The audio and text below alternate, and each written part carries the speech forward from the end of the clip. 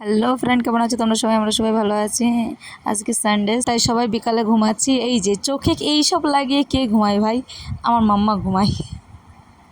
ঘুমাতে যাওয়ার আগে শুধু সাজুগুজু করবে। যাই হোক, আমরা শুয়ে আছি সবাই একসাথেই, ল্যাদ খাচ্ছি। তখন বললো তাহলে চলো, শুয়েই তো আছি, তাহলে তার থেকে বাইরে থেকে ঘুরে আসি। কথাটা শুনে আমি তুড়ি মেরে চেঞ্জ করে নিলাম। আগে কখনো আমি এইভাবে তুড়ি দিয়ে চেঞ্জ করিনি, আজ করলাম। কেমন হয়েছে জানি না। যাই হোক, এই যে মাম্মাকে উঠে নিয়েছি, উঠে চলে এসেছি আমরা বেকারিতে।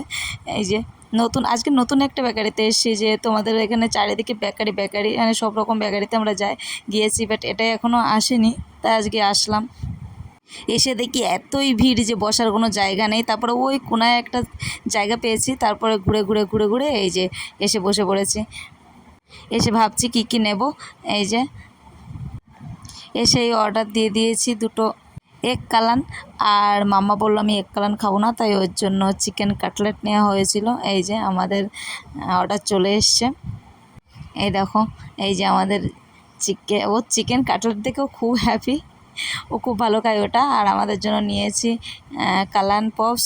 এই যে ছেলে তো দেখো, ও ওদিকে তাকে দেখছি, কে ওকে নাকি ডাকছে। যাই হোক, ও ড্যাডি ওকে একটু দিল। তারপরে এসে গেছে চা। এই যে চাও এসে গেছে। চাটা দুটো নিয়েছি, কারণ আমি আর মাম্মা একটা খাবো আর ওর ড্যাডি একটা খাবে। এই যে আমি একটু খেয়ে ওকে দিয়েছি, ও খাচ্ছে। আর আমাদের খাওয়া দাওয়া কমপ্লিট। এবার চলে এসেছি বিল দিতে। এই যে এখানে বিভিন্ন রকমের কেক স্ন্যাক্স আছে। বললাম মাম্মা তোমার কালকে স্কুল আছে, কী নেবে নাও।